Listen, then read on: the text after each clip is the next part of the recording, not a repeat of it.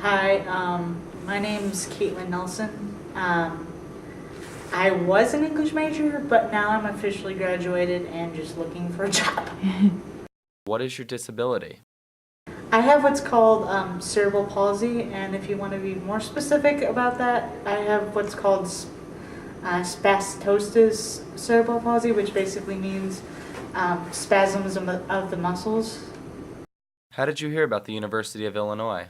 I was looking at in-state schools because of prices and whatnot, and then I began to hear more and more about the accessibility that U of I can provide.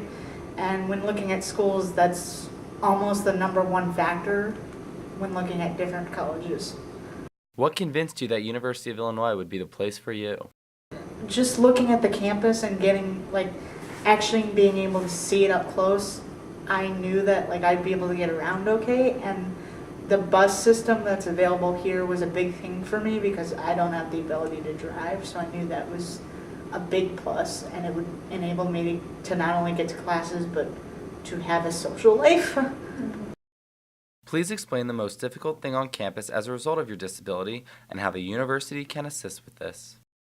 I know in my case I used a service called text conversion, which basically converted my textbooks into speech, and very few universities offer that, and that can be a big problem for a lot of people with disabilities because they have a lot of problems interpreting what they're seeing and into text and to be able to understand it.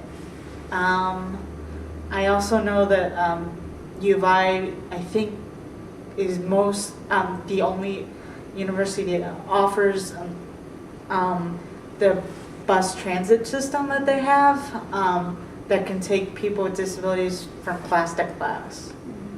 Please explain your daily day and how the DRES Center can assist you. Depending on where my classes were, I would call on the DRES bus to say, okay, I'm at this location. Can you come get me and take me to this building because I have a class there, or